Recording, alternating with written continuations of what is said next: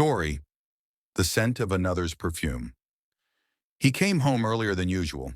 The hallway was quiet, too quiet.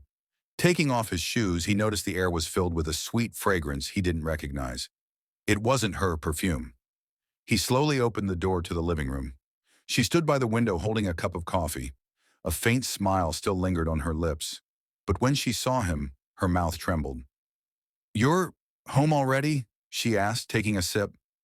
"Finished work early," he replied, trying to keep his voice calm. "I see." She quickly turned back to the window. He noticed her blouse was buttoned wrong, her hair slightly messy, and in the corner of the windowsill, a man's jacket, clearly not his. "Whose jacket is that?" he asked evenly. "Oh, the neighbor's. He came by to help with the outlet," she said too quickly. "In a jacket? In summer?" He narrowed his eyes. She pretended not to hear. Inside, his anger was already boiling, but he stayed silent. A couple of minutes later, he stepped out onto the stairwell. Down by the entrance stood a tall man, lighting a cigarette. Their eyes met. The man didn't look away.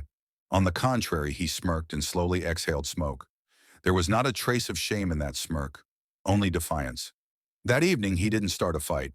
At dinner, she talked about trivial things, but her voice trembled.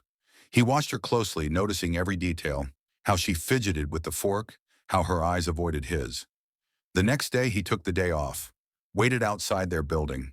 An hour later, she came out, wearing the dress he had given her. She walked toward the park. He followed at a distance. There on a bench, the same man was waiting for her. She sat next to him, laughed, touched his hand. In that moment, something inside him broke. He could have gone up to them, shouted, smashed everything around. But he simply turned and walked away.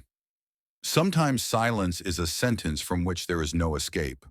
A week later, her belongings were packed in a suitcase by the door.